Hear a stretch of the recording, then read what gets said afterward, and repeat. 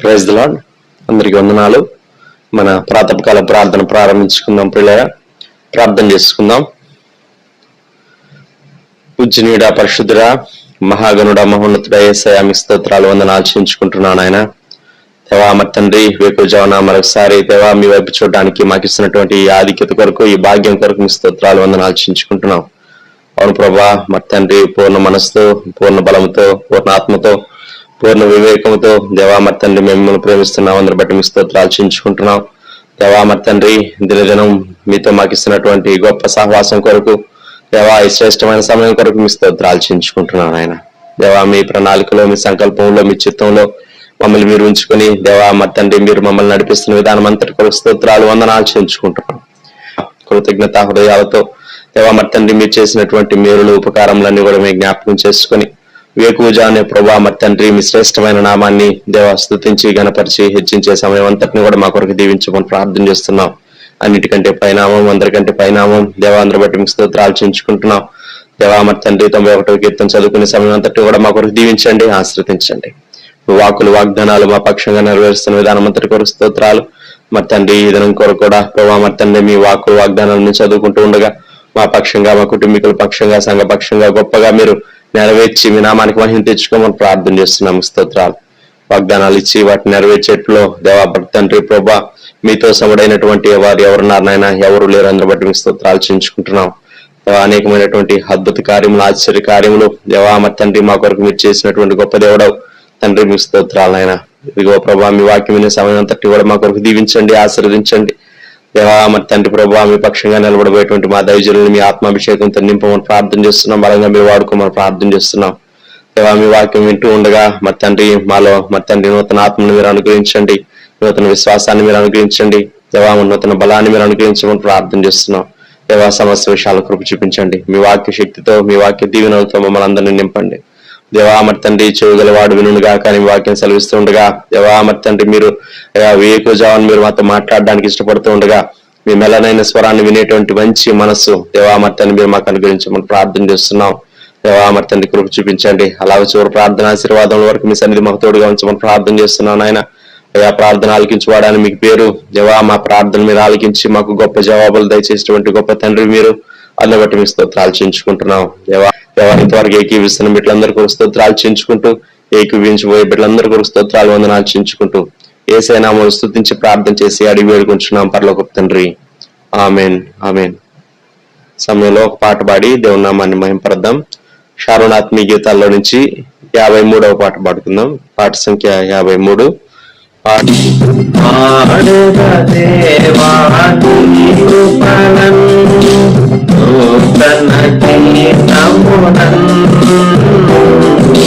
స్తోత్రము చెల్లింతుం,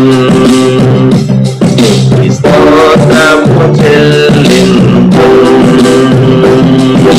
పాడెద దేవా నీ కృపలను, నూతన గీతములను. స్తోత్రము చెల్లింతుం, స్తోత్రము చెల్లింతుం. భూమి పునాదులు వేయక ముందే యేసును చూచితివి. భూమి పునాదులు వేయక ముందే యేసును చూచితివి. ప్రేమ పునాదులు వేసితివి, నీలోని పోచితివి, నీలోని పోచితివి. ప్రేమ పునాదులు వేసితివి, నీలోని పోచితివి,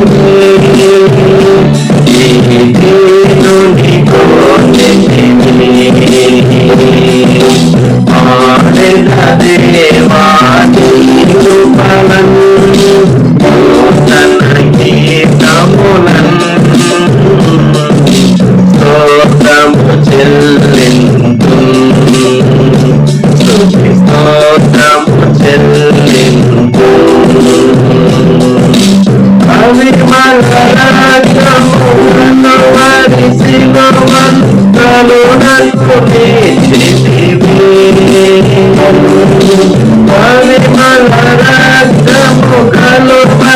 సిలువలు కరుణకు నిలిచితివి.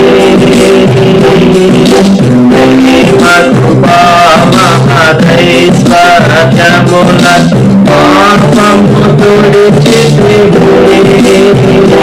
పాపము తుడిచితివి. మహదైశ్వర్యముల పాపము తుడిచితివి. పాపము తుడిచితివి. పాడెద దేవా నీకు ఫలం నూతన గీతములన్ స్తోత్రము చెల్లింపు. స్తుతి స్తోత్రము చెల్లింపు. 91వ కీర్తన యథాప్రకారంగా చదువుకుందాం ప్రియులరా. మహోన్నతుని చాటును నివసించేవాడే సర్వశక్తి నీడను విశ్రమించేవాడు. ఆయనే నాకు ఆశ్రయము, నా కోట, నేను నమ్ముకున్న దేవుడని నేను యెహోవాని గురించి చెప్పుచున్నాను. వేటకాని ఊరిలో నుండి ఆయన నిన్ను విడిపించును, నాశనకరమైన తెగులు రాకుండా నిన్ను రక్షించును. ఆయన తన రెక్కలతో నిన్ను కప్పును, ఆయన రెక్కల క్రింద నీకు ఆశ్రయం కలుగును. ఆయన సత్యము కేడమును డాలునై ఉన్నది. రాత్రి వేళ కలుగు భయమునకైనను, పగటి వేళ ఎవరు బాణమునకైనను, చీకటిలో సంచరించే తుగమునకైనను, మధ్యాహ్నం మందు పాడు చేయు రోగమునకైనను నీవు భయపడుకుందవు. నీ ప్రక్కన 1000 మంది పడినను, నీ కుడి పక్కన 10,000 మంది కూలినను అపాయం నీ యొద్దకు రాదు. నీవు కన్నులారా చూచుండగా భక్తిహీనులకు ప్రతిఫలం కలుగును. యెహోవా నీవే నా ఆశ్రయము అని నీవు మహోన్నతుడైన దేవుడు నీకు నివాసస్థలముగా చేసుకుని ఉన్నావు. నీకు అపాయం ఏమీ రాదు, ఏ తెగులును నీ గుడారము సమీపించదు. నీ మార్గములన్నిటిలో నిన్ను కాపాడుటకు ఆయన నిన్ను గూర్చి తన దూతలకు ఆజ్ఞాపించును. నీ పాదములకు రాయి తగలకుండా వారు నిన్ను తమ చేతుల మీద ఎత్తి పట్టుకుందరు. నీవు సింహములను, నాగుపాములను త్రొక్కెదవు, కొదమ సింహములను, భుజంగములను అనగ అతడు నన్ను ప్రేమించున్నాడు గనుక నేను అతన్ని తప్పించదను. అతడు నా నామం ఎరిగిన వాడు గనుక నేను అతని గనపరచదను. అతడు నాకు మొరపెట్టగా నేను అతనికి ఉత్తరమిచ్చదను. శ్రమలో నేను అతనికి తోడై ఉండదను. అతను విడిపించి అతన్ని గొప్ప చేసేదను. దీర్ఘాయు చేత అతన్ని తృప్తిపరచదను. నా రక్షణ అతనికి చూపించదను. ఆమెన్. సమయంలో మనం దేవుని వాక్యం విందాం పిల్లరా. దైవజనులు ప్రదర్శకులు గారు వచ్చి మనకి దేవుని వాక్యాన్ని అందిస్తారు. ప్రియమైన వారలారా, ఈ సమయంలో దేవుని గ్రంథంలో నుండి దానియేలు గ్రంథం 2వ అధ్యాయం 21వ వచనం చదువుకుందాం. ఆయన కాలములను సమయములను మార్చువాడై ఉండి రాజులను త్రోసివేయచ్చు, నియమించుచు ఉన్నవాడును, వివేకులకు వివేకమును, జ్ఞానులకు జ్ఞానమును అనుగ్రహించువాడునై ఉన్నాడు. అలాగే గలతీయులకు వ్రాయబడినటువంటి పత్రిక 6వ అధ్యాయం 9వ వచనం, మనము మేలు చేయుట యందు విసుకకు ఎందుము, మనము అలయక మేలు చేస్తేమేని తగిన కాలమందు పంటకోతుము. కాబట్టి మనకు సమయము దొరికిన కొలది అందరి ఎడలను, విశేషముగా విశ్వాస గృహమునకు చేరిన వారి ఎడలను మేలు చేయదు. ప్రార్థన. ప్రియ ప్రభువా, ఈ సమయంలో మీరు మా కొరకు ఈ వాక్య భాగములను మా కొరకు దీవించమని యేసుక్రీస్తు ప్రభువారి శ్రేష్టమైన నామములో వేడుచు ఉన్నాము తండ్రి. ఆమేన్. ఈ సమయంలో కాలములు, సమయములు అనేటటువంటి అంశం నేను మీకు గుర్తు చేయాలని ఉద్దేశిస్తూ ఉన్నాను. కాలములు, సమయములు. ఈ చేంజెస్ టైమ్స్ అండ్ సీజన్స్. దేవుడు కాలాన్ని, సమయాన్ని తన స్వాధీనంలో ఉంచుకున్నాడు. ఆయన వాటిని మార్చేటటువంటి దేవుడు. మరి ఎఫ్సి పత్రికలో మీరు సమయాన్ని సద్వినియోగం చేసుకోండి, రిడీమ్ ద టైం అని వ్రాయబడి ఉన్నది. ఈ రెండింటిని మనము సమన్వయపరుచుకుని మనం గ్రహించవలసినటువంటి సత్యం ఏంటి, లేక మనం గ్రహించవలసినటువంటి విషయాలు ఏంటి అని ఈ సమయంలో క్లుప్తంగా మనము ధ్యానం చేయబోతూ ఉన్నాం. మానవుని జీవితంలో సహజంగా బాల్యము, యవ్వనము, కౌమారము, వార్ధక్యము 4 దశలను గురించి మనం మాట్లాడుతూ ఉంటాం. ఇంకా చాలా టెక్నికల్గా, సైంటిఫిక్గా చెప్పాలంటే 6 దశలు లేక 7 దశలు. తల్లి గర్భములో ఊమ్లో ఉండగా అప్పటి నుండి తరువాత వారు ఆ ప్రెగ్నెన్సీ టైం అంతటిని, తరువాత టోడ్లర్గా ఉన్నప్పుడు, అలాగూ అర్లీ పుబర్టీ, ఇలాగూ ఇవన్నీ క్లాసిఫై చేసి 7 వర్గీకరణలు చేసేటటువంటి వారు ఉన్నారు. మానవుని జీవితంలో ఆయా వయ పరిమాణాలు ఉంటూ ఉన్నాయి. కనుక మనము డిఫరెంట్ స్టేజెస్ మన జీవితంలో దాటి వెళుతూ ఉంటాం. ఒకసారి ఒక ఏజ్ దాటి వచ్చిన తర్వాత మళ్ళా ఆ ఏజ్ మనకు తిరిగి రాదు కదా. మనం జ్ఞాపకం ఉంచుకోవాలి, ఏ ఏజ్లో చదవలసినటువంటి కాలంలో చదవకుండా,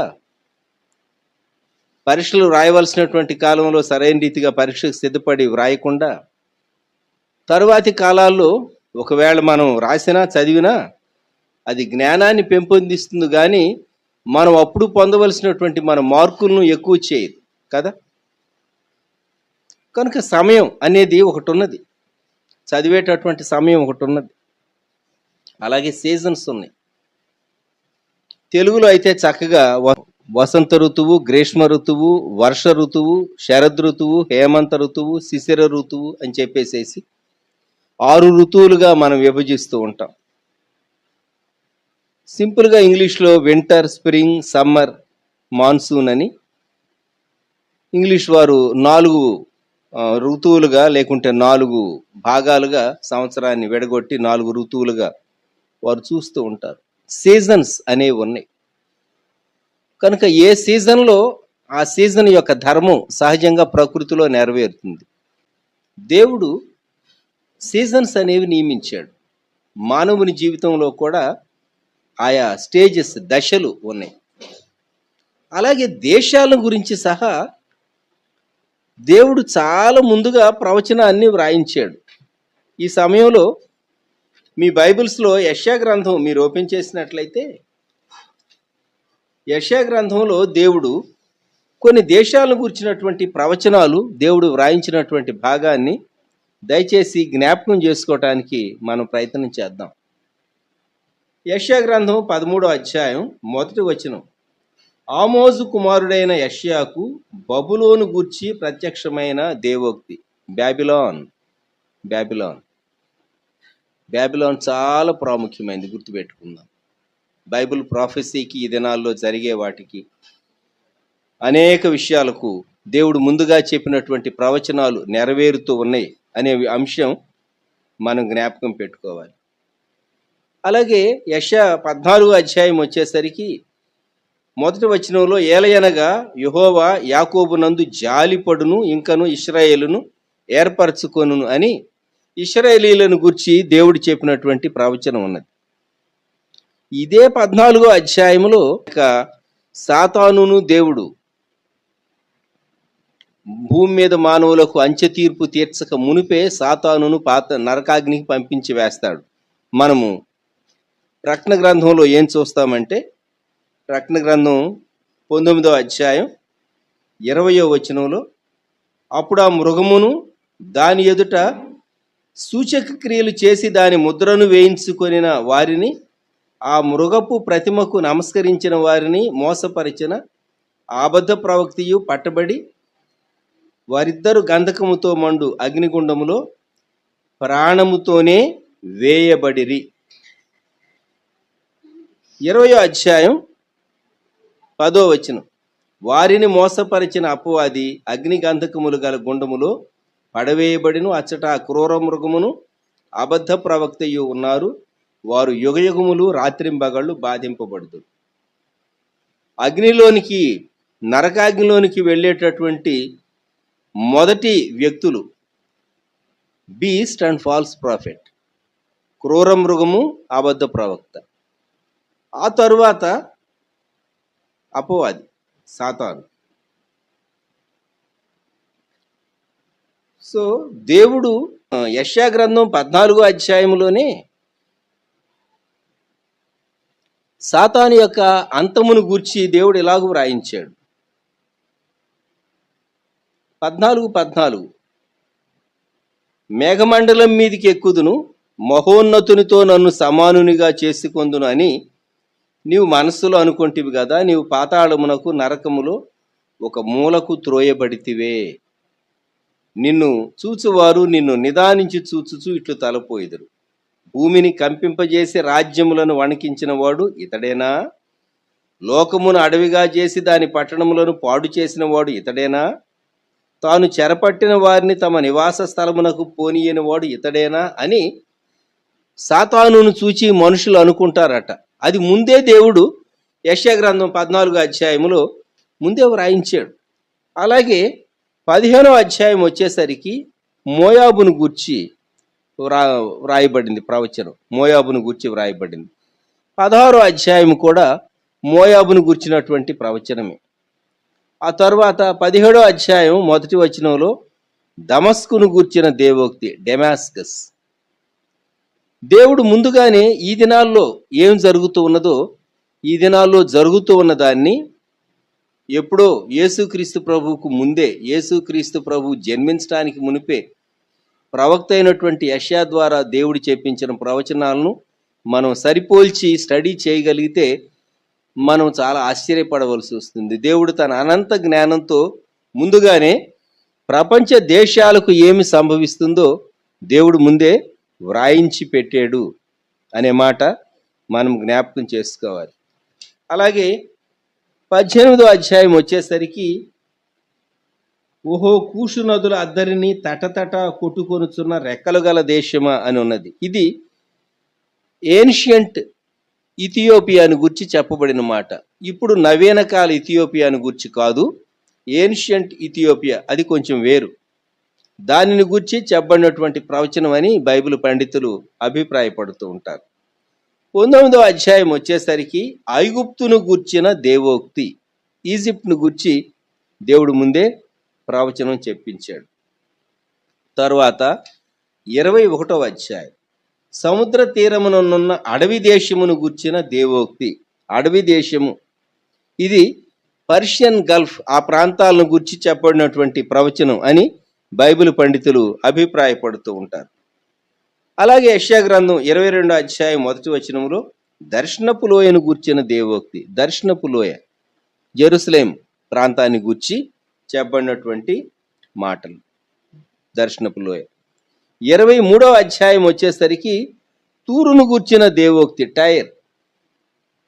హీరాము రాజు తూరు దేశానికి చెందినవాడు. సో తూరు ఆ ప్రాంతం అంటే ఇప్పుడు సైప్రస్ అని మనం పిలిచేటటువంటి ఆ ప్రాంతాలు అందాం మనం. ఇలాగూ దేవుడు అనేక దేశాలను గూర్చి దేవుడు చాలా ముందుగా ప్రవచనం చెప్పించాడు. మరి దేవుడు ఇంత ముందుగా చెప్పించాడు, కాలాలు ఎలా ఉంటాయో చెప్పించాడు, దేశాల యొక్క పరిస్థితులు ఎలాగూ ఉంటాయో చెప్పించాడు, ప్రపంచం యొక్క గమనం ఎలాగుంటుందో దేవుడు ముందే చెప్పించాడు. మరి మానవుని యొక్క బాధ్యత ఏంటి? మనం ఆలోచించవలసినటువంటి ప్రశ్న. ఎఫ్సి పత్రికలో మనం చదువుకున్నాం. ఎఫ్సి పత్రికలో మనం చదువుకున్నటువంటి మాట 5వ అధ్యాయం 15-16 వచనాల్లో దినములు చెడ్డవి గనుక మీరు సమయమును పోనీయక సద్వినియోగము చేసుకొనొచ్చు. ఈ మాట మనకు చాలా ఫెమిలియర్ అయినటువంటి మాట. అజ్ఞానుల వలె కాక జ్ఞానుల వలె నడుచుకున్నట్లు జాగ్రత్తగా చూచుకొనడి. కనుక మానవుని బాధ్యత సమయాన్ని సద్వినియోగం చేసుకోవటం, మానవుని యొక్క బాధ్యత. దేవుడు అనేక విషయాలు ముందుగా చెప్పాడు. కనుక మనం ఏ సమయంలో నుండి వెళుతున్నాం, ఏ పరిస్థితిలో నుంచి వెళుతూ ఉన్నాం, ఏ కాలాల్లో నుండి వెళుతూ ఉన్నాం, ఏ సమయంలో మనము దేనిని చేయాలి. రాజు అయినటువంటి సొలొమోను ప్రసంగి కొన్ని సూచనలు చెప్పాడు. 3వ అధ్యాయం 1వ వచనం నుండి కొన్ని వచనాలు దయచేసి మీ బైబిల్స్లో గమనించండి. ఎక్లీజియాస్టిస్ ఆర్ ప్రీచర్ అంటారు. ఎక్లీజియాస్టిస్ అని, ప్రీచర్ అని 2 హెడ్డింగ్స్ ఉంటాయి ప్రసంగి గ్రంథానికి. కొన్ని ఇంగ్లీష్ బైబుల్ అలా, కొన్ని ఇంగ్లీష్ బైబుల్ ఇలాగ. ప్రసంగి గ్రంథం 3వ అధ్యాయం 1వ వచనం నుండి ప్రతిదానికి సమయము కలదు, ఆకాశము క్రింద ప్రతి ప్రయత్నమునకు సమయము కలదు, పుట్టుటకు చచ్చుటకు, నాటుటకు నాటబడిన దాన్ని పెరికివేయుటకు, చంపుటకు బాగు చేయుటకు, పడగొట్టుటకు కట్టుటకు, ఏడ్చుటకు నవ్వుటకు, దుఃఖించుటకు నాట్యమాటకు, రాళ్లను పారవేయుటకు రాళ్లను కుప్పవేయుటకు, కౌగలించుట మానుటకు, వెదకుటకు పోగొట్టుకొనుటకు, దాచుకొనుటకు పారవేయుటకు, చింపుటకు కుట్టుటకు, మౌనముగా ఉండుటకు మాటలాడుటకు, ప్రేమించుటకు ద్వేషించుటకు, యుద్ధము చేయుటకు సమాధాన పట్టుటకు. ఇన్ని తాను చెప్పాడు. 8వ వచనం వరకు చదివినట్లయితే ప్రతిదానికి సమయం ఉన్నది. మనం ఒక పని చేయవలసిన సమయంలో కరెక్ట్గా దానికి ఆపోజిట్ ఉల్టా చేస్తే, నాటవలసిన సమయంలో మనం నాటకుండా పంట కోసే సమయంలో పంట రావాలని ఎక్స్పెక్ట్ చేస్తే అది పొరపాటు అవుతుంది. నాటే సమయం ఉన్నది కదా, నాటబడిన దాన్ని పెరికివేసే సమయం ఉన్నది. ఎప్పుడు? పంట పండిన తర్వాత ఆ నాటబడినటువంటి వాటిని మరి రిమూవ్ చేయాల్సి ఉంటుంది. కోత కోస్తారు. అది పెరికివేయటం ఒక విధంగా. ప్రతిదానికి there is time for everything. అయితే ఏది ఏ సమయము అని ఎలాగూ గ్రహించగలము? సహజ జ్ఞానాన్ని బట్టి మానవుడు కొంత మటుకు గ్రహిస్తాడు. సహజ జ్ఞానం కొన్ని మార్లు చాలదు. దేవుడు అనుగ్రహించేటటువంటి జ్ఞానం కావాలి. దేవుడు అనుగ్రహించే జ్ఞానం కావాలి అంటే దేవునితో వ్యక్తి సహవాసం చేయాలి. దేవునితో సహవాసం చేసినప్పుడు దేవుడు చెప్తాడు, ఇది ఈ సమయం, ఇది నీవు చేయి. కొన్ని మార్లు దేవుడు చెప్పింది మనకు అర్థం కాదు, అయినా లోబడితే మనం అద్భుతం చూడగలం. విశ్వాసులు తమ జీవితంలో అనేక అద్భుతాలు చూడలేకపోవటానికి కారణం ఏంటంటే, దేవుడు చెప్పింది మనకు అర్థం కాలేదు. మన సహజ జ్ఞానాన్ని బట్టి, మన రీజనింగ్ని బట్టి మనం నడిపించబడ్డాం. అందును బట్టి మనకు కొన్ని విషయాలు అర్థం కాలేదు. కొందరు చెప్పినా మనం వినలేదేమో,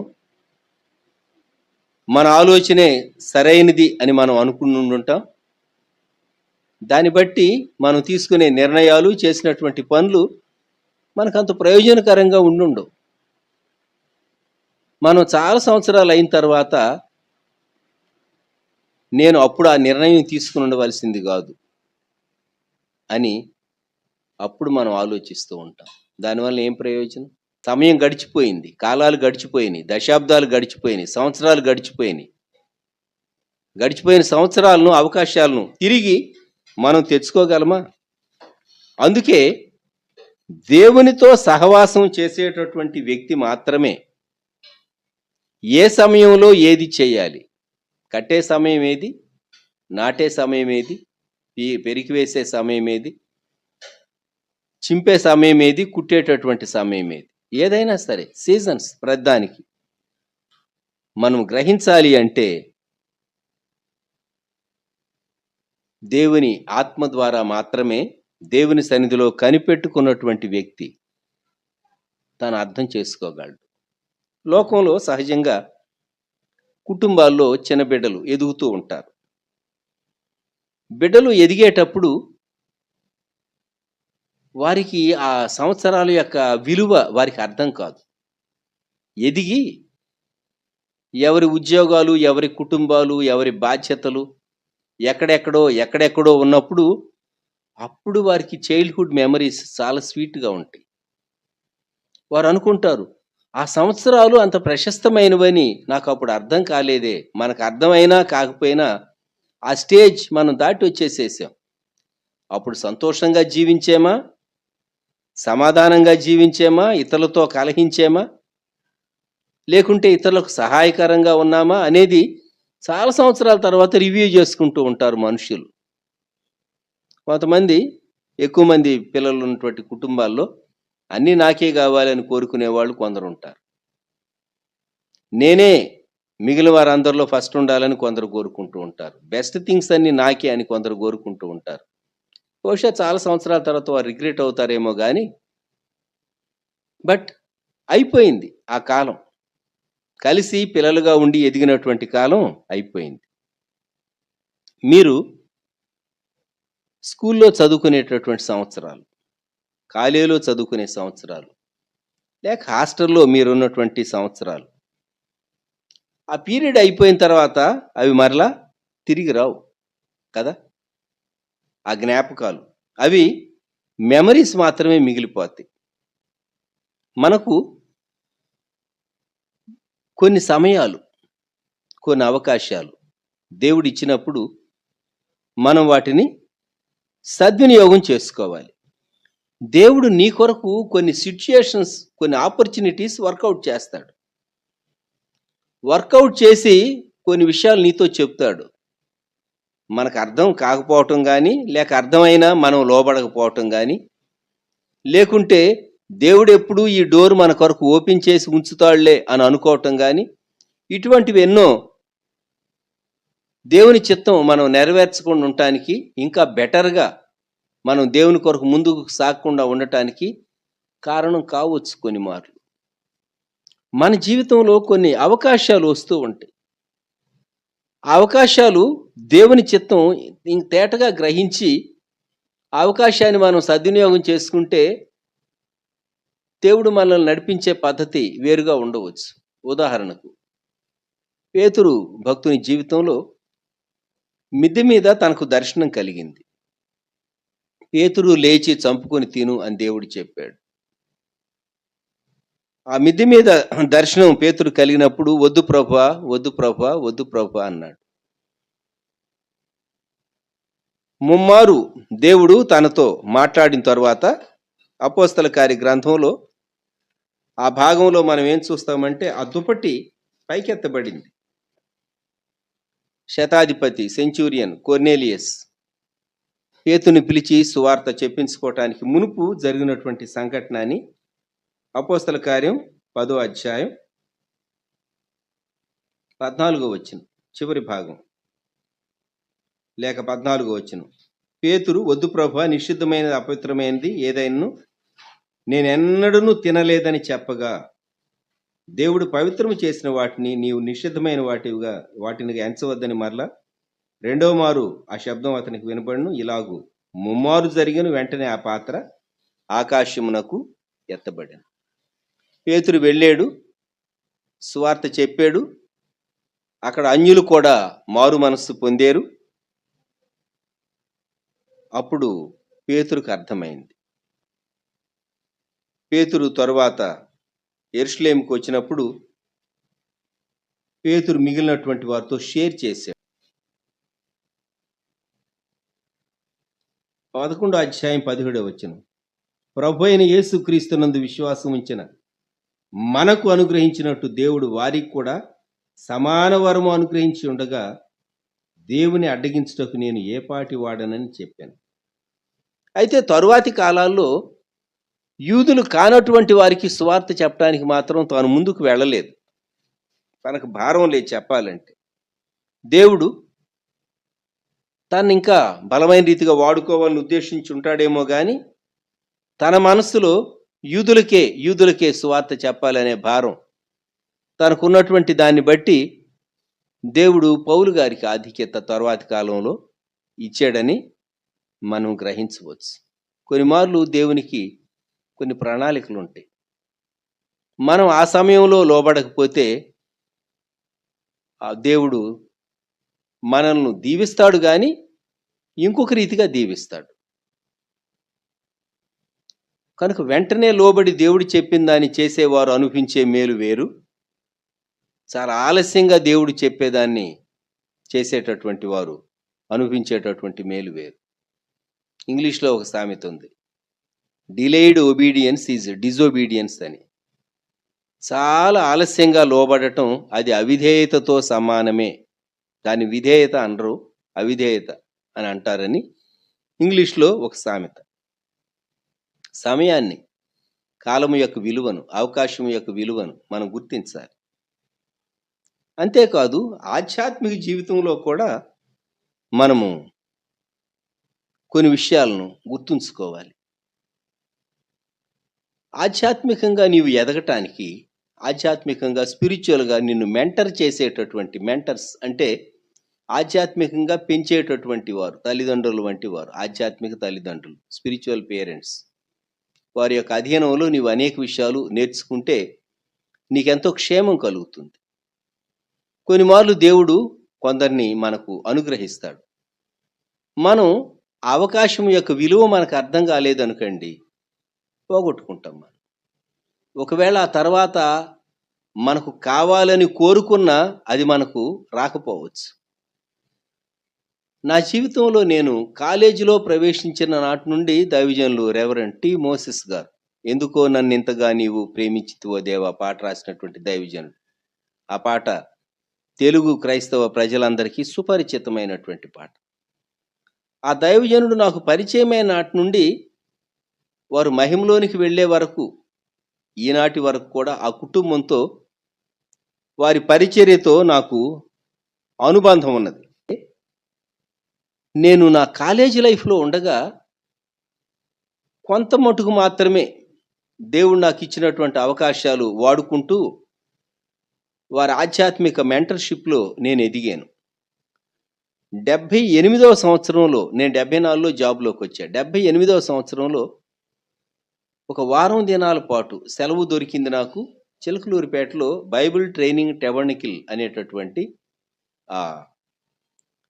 బైబిల్ ఆధ్యాత్మికంగా ఓవరాల్గా బైబిల్ని గూర్చి, బుక్స్ ఆఫ్ ద బైబిల్ని గూర్చి, సువార్తీకరణను గూర్చి, ప్రార్థనా జీవితాన్ని గూర్చి, ఇంకా అనేక విషయాలను గూర్చి ఉదయం నుండి సాయంకాలం వరకు మళ్ళీ రాత్రి మీటింగ్, సేవకుల కొరకు మాత్రమే, సేవలో ఉన్న వారికి వారు అరేంజ్ చేశారు. ఆ దినాల్లో దైవజనులు మోజెస్ గారు, అలాగే రెవరెండ్ గేరా పీటర్ గారు ఇప్పటికీ హైదరాబాద్లో ఉన్నారు. వారు పీటర్ గారు మోజెస్ గారికి ఆత్మీయ కుమారుడుగా ఎంచబడినటువంటి వారు. వారు ఇరువురు ఎక్కువ పరిచర్య చేశారు. ఆ తరువాత నేను అనుకున్నాను, ఈ దైవజనునితో 78 తరువాత నేను ఒక వారం దినాల పాటు సహవాసంలో ఎప్పుడైనా గడపగలనా అని ఆలోచించాను, కానీ నాకు అవకాశం దొరకలేదు. ఒకవేళ సూళ్ళూరుపేటకు వారిని పిలిచిన సమయాల్లోని 2 దినాలు పరిచర్య చేసి మరలా వారి మిస్సెస్ వరదానమ్మ గారు, మిస్సెస్ మోస్ గారు, వారు మరలా వెళ్ళిపోయేవారు. ట్రైన్లో వచ్చి ట్రైన్లో వెళ్ళేవారు. నేను ఆశించాను ఒక వారం ఆ దైవజను దగ్గర నేను ఉండాలి అని, కానీ నాకు అవకాశం మరలా ఎన్నడూ రాలేదు. ఎందుకు చెప్తూ ఉన్నానంటే 73వ సంవత్సరం 1973, ఆ రోజుల్లో ఈ స్టీల్ ప్లాంట్ యాజిటేషన్ జరిగే రోజులు కాబోలు. మరి మొత్తం మీద ఏదో ఉద్యమం వచ్చింది. ఉద్యమం వచ్చిన దాన్ని బట్టి మా పీజీ పరీక్షలు పోస్ట్ పోన్ అయినాయి. గుంటూరు కనవారి తోట మొదటి లైన్లో ఒక బిల్డింగ్ పైన, ఆ పై పోర్షన్ అంతా నేను మా అన్నగారే ఉండేవారు. 3 రూమ్స్ ఉండేవి. మోస్ గారు వస్తూ ఉండేవారు. క్రింద జువాలజీ లెక్చరర్ గారు విక్టర్ లాజర్స్ గారు ఉండేవారు. ఒక పోర్షన్లో, ఇంకో పోర్షన్లో ఇంకో ఫ్యామిలీ ఉండేవారు. అయితే మేము ప్రార్థనలో గడిపేవాళ్ళం. 73వ సంవత్సరాన్ని గురించి నేను మాట్లాడుతూ ఉన్నాను. ఎప్పుడైనా చేగూడి అగస్టీన్ గారు, సువార్థికుడు ఆయన, వారు వచ్చేవారు. అలాగే మరి సహోదరులు జెక్కి దేవరాజు గారు, జే దేవరాజు గారు, ఆయన ఆ రోజుల్లో నరసరావుపేటలో లోదర్న్ హై స్కూల్లో వర్క్ చేస్తూ ఉన్నారు. అప్పటికే ఈయూలో వారు ప్రారంభ సంవత్సరాల్లో ఉన్నారు అనుకుంటాను, పాటలు రాస్తూ, ఈయూతో పరిచయం. సో మోసెస్ గారు, విక్టర్ లాజరస్ గారు, అప్పుడప్పుడు చేగూడి అగస్టీన్ గారు, మా అన్నగారు, నేను, ఇలాగూ మేము ప్రార్థనలో గడపడానికి ప్రత్యేకంగా ఒక రూమే ఉండేది. ఆ సంవత్సరాలు మరలా ఎప్పుడైనా వస్తాయా అని నేను అనుకున్నాను, కానీ అవి ఎప్పటికీ మరలా ఆ సెటప్ రాలేదు. అనగా ఆ సేవకులతో ఒకరిద్దరితో కూడా కలిసి నేను గడిపేటటువంటి, కొన్ని దినాలు గడిపేటటువంటి అవకాశాలు మరలా రాలేదు. దేవుడు వేరొక రీతిగా నడిపిస్తూ వచ్చాడు. ఎందుకు చెప్తూ ఉన్నానంటే, కొన్ని మార్లు దేవుడు మనకు ఆధ్యాత్మిక జీవితంలో మనకిచ్చేటటువంటి తరుణాలు వాడుకోవాలి. దైవజనులు యేసుదాస్ గారు వారు గూడూరులో ఉండి 75 నవంబర్లో ఇక్కడ సేవ ప్రారంభించబడిన తర్వాత సూచనలు ఇచ్చేవారు, వచ్చేవారు. నేను గూడూరు వెళుతూ ఉండేవాడిని. అయితే వారు 75లో సేవ ప్రారంభించక మునిపే 74లో నేను నికోలస్ గారు సేవ చేస్తూ వచ్చాం. అది పునాది పరిచర్య. దైవజనులు జేస్టాస్ గారు జాన్ కెనడీ గారిని పరిచయం చేశారు. జాన్ కెనడీ గారిని పరిచయం చేసిన నాడు మొదలుకొని 1995వ సంవత్సరం లేక 96 జాన్యువరి వరకు వారు మహిమలోకి వెళ్ళే వరకు 76వ సంవత్సరంలో పరిచయం చేశారు. 76లో పరిచయం అయితే 96 వరకు జాన్ కెనడీ గారితో మాకు ఆ సంబంధం కంటిన్యూ అవుతూ వచ్చింది. యేసుదాస్ గారు చనిపోయిన తర్వాత జాన్ కెనడీ గారికి గూడూరుతో లింక్ తెగిపోయింది, కానీ సూళ్ళూరుపేటతో లింక్ ఉన్నది. ఎందుకు చెప్తూ ఉన్నానంటే కెనడీ గారితో ఆ సహవాసం మేము పోగొట్టుకోవటానికి ఇష్టపడలేదు. కొన్ని మార్లు కొందరు ఆధ్యాత్మికంగా మనల్ని మెంటర్ చేయటానికి, నడిపించటానికి దేవుడు కొందరు వ్యక్తులను, పెద్దలను, నాయకులను మనకు సహాయకరంగా, మనకు మాదిరికరంగా, మనకు సూచనలు ఇవ్వటానికి దేవుడు ఉంచుతాడు. ఆ తరుణాన్ని నీవు సద్వినియోగం చేసుకోలేదు అనుకోండి, మరలా ఆ తరుణాలు రమ్మంటే రావు. గుర్తుంచుకోండి. వేరొకరిని దేవుడు ఇవ్వచ్చు, వేరొకరితో నీవు ఒకవేళ నేర్చుకోవాల్సి రావచ్చు, వారి దగ్గర నేర్చుకోవాల్సి రావచ్చు. ఆ పరిస్థితులు వేరుగా ఉండొచ్చు. సరే, ఇప్పుడు ఈ రోజుల్లో నీవు సువార్త ప్రకటించడానికి ధైర్యంగా ఒక గ్రామానికి వెళ్ళి సువార్త ప్రకటించగలవా? వీధుల్లోనికి వెళ్ళి చెప్పగలవా? పరిస్థితులు అనుకూలించవు. వ్యక్తులు కూడా నువ్వు ఒక గ్రామంలో ప్రవేశిస్తే ప్రతిఘటిస్తారు. ఇంకెందుకంటే నీవు మత ప్రచారం చేస్తున్నావని అడ్డుకోవటానికి కొందరు వ్యక్తులు రెడీగా ఉంటున్నారు ఈ రోజుల్లో. అనేక స్థలాల్లో చూస్తూ ఉన్నాం, తెలుగు రాష్ట్రాల్లో చూస్తూ ఉన్నాం, ఇండియా దేశంలో చూస్తూ ఉన్నాం. ఒకప్పుడు ఇటువంటి వ్యతిరేకత లేదు సుమా. ఒక మందిరం నిర్మించాలంటే సహా అంత తేలిగ్గా ఒక క్రైస్తవ మందిరాన్ని ఒక గ్రామంలో నీవు నిర్మాణం చేయలేవు. వారి ఆత్మలను ప్రేమించి వారి ఆత్మరక్షణ కొరకు, వారి క్షేమం కొరకు, ఎదుగుదల కొరకు ఒక చర్చిని కట్టాలంటే సహా మరి ఎన్నో ఆటంకాలు కలిగేటటువంటి పరిస్థితులు ఈ దినాల్లో ఉంటూ ఉన్నాయి. మనం ఎవరికైనా వాక్యం చెప్పాలనుకుంటే కూడాను ప్రజలు వినేటటువంటి స్థితిలో లేరు. ఎందుకంటే ఎవరి లోకంలో వారే ఉన్నారు, ఎవరి సెల్లో వాళ్లే ఉంటూ ఉంటారు, ఎవరి పనులు వారికే ఉన్నాయి, ఎవరి బాధ్యతలు వారికే ఉన్నాయి. మానవుని జీవితం చాలా బిజీగా తయారైపోయినటువంటి కాలం. కాకుంటే మనం బోధించే పరిచర్య చేయలేకపోవచ్చేమో కానీ ప్రార్థనా పరిచర్య చేయగలం. సో మినిస్ట్రీ కొరకు కూడా కొంత మటుకు డోర్స్ లిమిట్ అయిపోయినవి అని చెప్పాలి. దీని సారాంశం ఏంటంటే అన్ని కార్యాలు ఎల్లకాలం చేయటానికి మనకు అవకాశాలు ఉండవు. అందుకే గలతీయులకు వ్రాయబడినటువంటి పత్రికలో 6వ అధ్యాయంలో పౌలు భక్తుడు ఒక చక్కని సూచన ఇచ్చాడు. గలతీ పత్రిక 6వ అధ్యాయం 9వ వచనం 10వ వచనం. మనము మేలు చేయుట యందు విసుకకు ఇందుము, మనము అలయక మేలు చేస్తేమేని తగిన కాలమందు పంట కోతుము. కాబట్టి మనకు సమయం దొరికిన కొలది అందరి ఏళ్లను, విశేషముగా విశ్వాస గృహమునకు చేరిన వారి ఏళ్లను మేలు చేదుము అని వ్రాశాడు.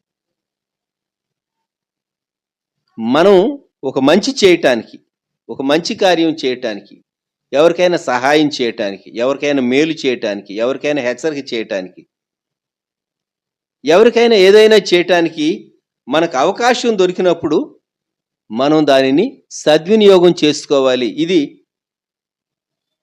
పౌలు భక్తుడు గలతీ సంఘానికి ఇచ్చినటువంటి హెచ్చరిక. ముఖ్యంగా దేవుని బిడ్డలైనటువంటి వారు యేసుక్రీస్తు ప్రభువును బట్టి, ఆత్మను బట్టి విత్తాలి, మేలు చేయాలి, సువార్తను విత్తాలి, సువార్త బీజాన్ని విత్తాలి అని ఆయన చెప్పాడు.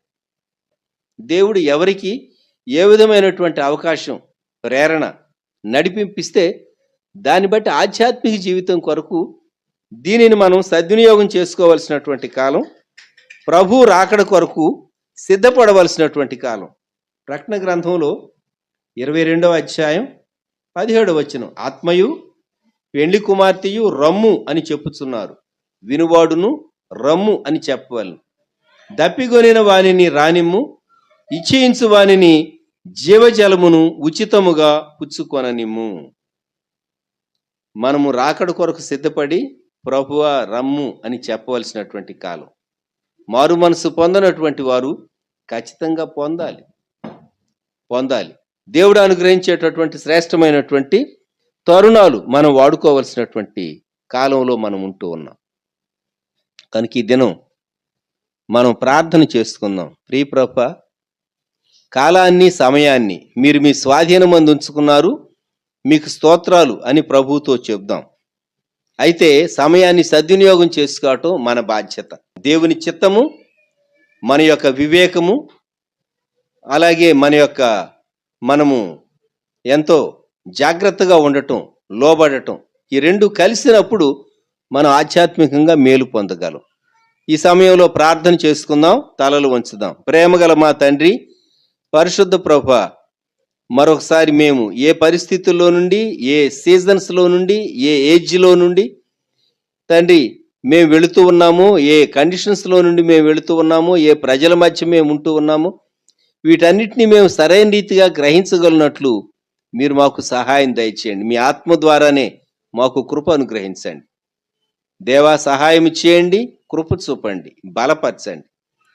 కాలాన్ని మేము గ్రహించడానికి కృప దయచేయండి. ప్రతిదానికి సమయం ఉన్నదని ప్రసంగి గ్రంథం 3వ అధ్యాయములో ఏది ఏ సమయమో గుర్తించేటటువంటి మెళకువ మీరు మాకు అనుగ్రహించమని ప్రార్థన చేస్తూ ఉన్నాం.